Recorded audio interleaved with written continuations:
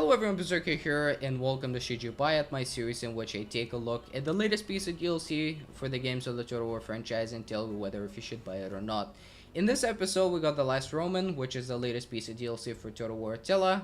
And it's been a while since I've done this series simply because there hasn't been too much DLC for the games of the Total War franchise. Recently, CA have been sort of inactive ever since Attila came out. Not too much DLC, which is not generally a bad thing. But it's been over 2 months since they have updated the game in any way, previously. So let's see if this DLC was actually worth the wait and if it's worth buying. So let's go over to the Steam page for the DLC and see what it says about it. And then I'm going to give you my own thoughts on the DLC. That's how we usually do it on the series. So first of all, it's a campaign pack DLC, and campaign pack DLC has been around for a very long time. In fact, ever since Empire.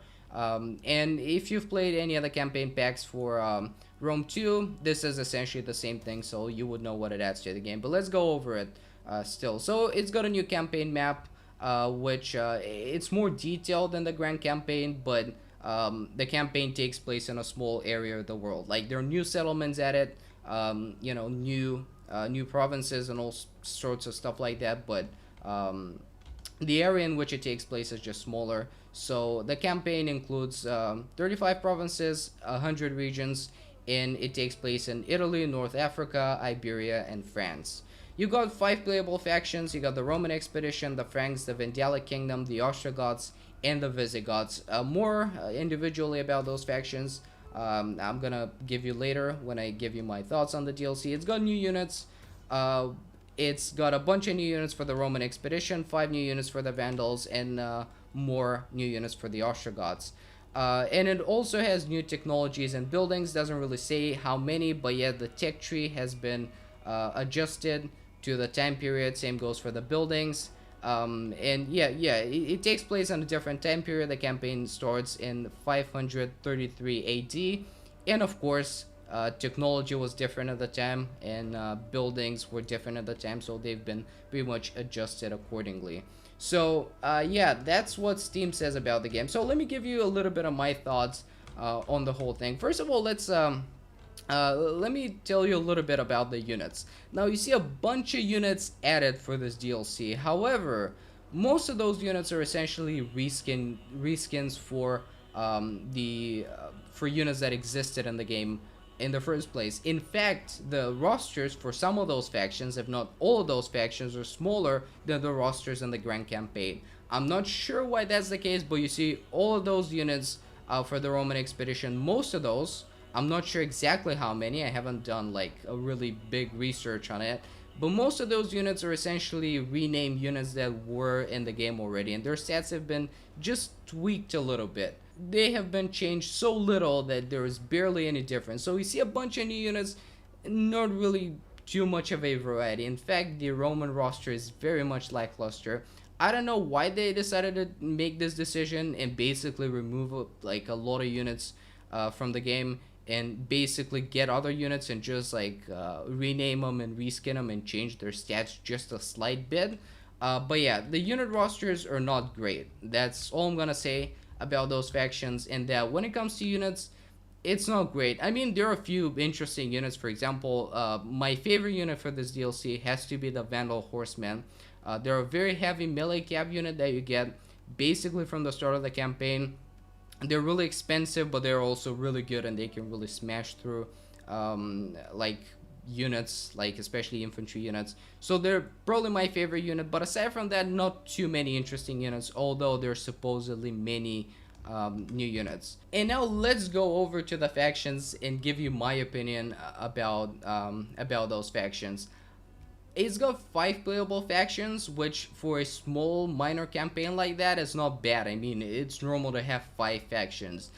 The problem with it is that most of those factions are the same, and that's a huge problem for Total War Attila. Most of the factions are Germanic, and they essentially have the same roster, and the units that are really good for those factions are essentially the same, and they don't have too many interesting, unique units. And again, you have 4 Germanic factions, and then you have the Roman Expedition. Most people are going to play as the Roman Expedition because it really adds something new to the game. You're playing essentially as a nomadic faction, but you have the ability to reclaim lands for the for the Eastern Roman Empire. Basically, the whole premise of this campaign is the Western Roman Empire has fallen in the hands of a bunch of barbarian tribes, and the Eastern Roman Empire is sending Belisarius, who is a very experienced Roman general. They're sending him to West Africa, or North Africa, sorry, and he's trying to reclaim a bunch of lands for the Eastern Roman Empire. However, playing as the Roman expedition, you have the ability to settle down or just reclaim settlements for the Eastern Roman Empire. So it's got a little bit of replayability when it comes to that. You can do pretty much 2 campaigns as the Roman expedition and do it differently every time. So that's cool. However, when it comes to the faction perks, I'm actually really disappointed when it comes to the faction perks. There have been some interesting faction perks in Total War Attila, however, not in this campaign. I mean, you got Reformation of the Western Roman Empire, and that's a faction perk that every faction has. And it's not really a faction perk if everyone has it, it's more of a game mechanic. It's basically, if you have 40 regions, you can join, you got the option to join Empire. You can basically reform the Western Roman Empire. And every faction has it, so I wouldn't consider it a faction trade. When it comes to the faction trades for the Roman expedition, the first faction trade that they have is Reclamation, which is the expedition can reclaim regions for the Roman Empire. As I said, you can reclaim lands for the Eastern Roman Empire, and once again, I consider that more of a game mechanic than a faction trade, but I guess this one is more acceptable. And then the other one I don't like because it's simply overpowered. I've played mostly as the Vandalic Kingdom, and I believe the Roman expedition is actually a little bit overpowered as a faction. And their second faction trade gives them Roman Will, no movement costs for the fortify and encampment stances, which in my opinion is very overpowered, and it makes the Roman expedition sort of a overpowered faction. When it comes to the other factions, the Franks haven't played too much as the Franks, but yeah, they're a decent faction, not a great variety when it comes to units. Starting position is pretty much the only unique thing about them. Otherwise, they're really similar to the Ostrogoths and Visigoths. Pretty much the only thing that they have going for them is different starting locations, and they start with different regions, and that's about it. Other than that, those 3 factions are really similar. The faction that I really like a lot, and the other faction that I believe this DLC is worth buying for, is the Vandalic Kingdom. I've played mostly as the Vandalic Kingdom, and my experience has been very frustrating, but I have enjoyed it nevertheless. The Vandalic Kingdom, in my opinion, are interesting because they get a very unique starting position in North Africa, and they basically start in a very unfavorable position because they have the Roman expedition, which once again I believe is very overpowered in their territory, and pretty much everyone dislikes them, so they start at war with a bunch of factions from the very start, and yeah, they gotta fight off, and they have a very difficult position. So yeah, I believe the Vandalic Kingdom and the Roman expedition are the 2 interesting factions in this DLC.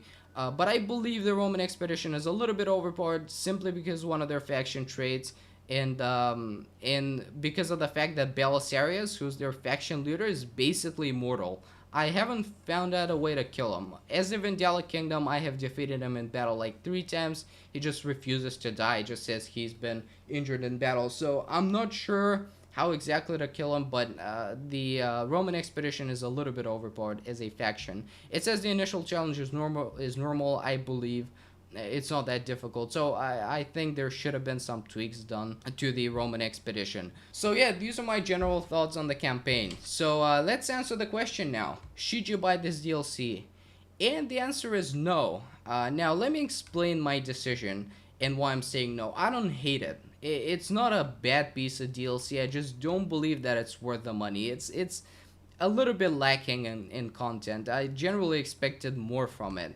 Now, if you take a look at the campaign packs from Rome 2, which once again this DLC is very similar to, the only one that I said no to was the Wrath of Sparta campaign, which I believe to be fan service, and I just didn't like the whole idea of it, and that's why I said no.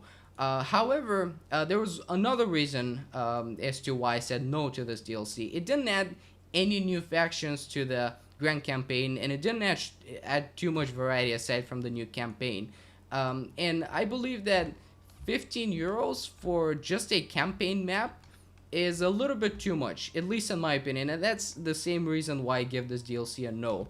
It doesn't add any new factions. You have the free DLC that adds the Swabian faction, but I mean, the Swabi faction is a little bit, again, it's more the same. It's more the Germanic something something, and they have very little to add, and they're not even part of this DLC. Everyone gets them. It's a free DLC, so they're not included in the price of 15 euros that you pay for this DLC. So yeah, they don't add too much. Units are not great. Either way, you can use some of them in multiplayer as well.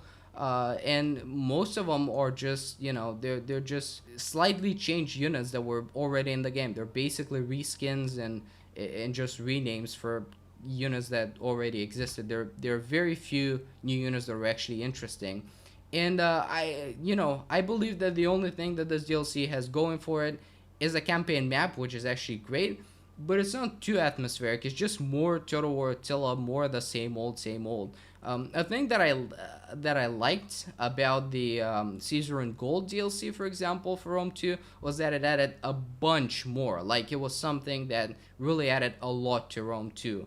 This doesn't really add too much for Attila. Once again, I don't hate it. I just believe that it's a little bit lacking in content, and it could have been better. I really believe that for 2 months they could have put more effort. I guess they're working on Total War Arena, but they really haven't done too much for this game. It's not bad. I mean, I hadn't played too much Attila before this came out, and yeah, I really started the game, I really started to play the game again once this came out. But aside from those two factions, I don't really believe that the DLC is really worth it. And unless you're looking for a new campaign in a new campaign map, I don't believe that this is really worth 15 euros. So yeah, these are my thoughts. The previous pieces of DLC for Attila have been great. I have enjoyed every single one of them, and they have been really good as culture packs.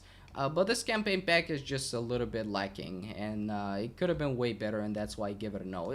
Once again, I don't hate it, but I don't like it as much as I expected to like it. So yeah, that's gonna be it for this episode of Should You Buy It, and I'll see you next time. Goodbye.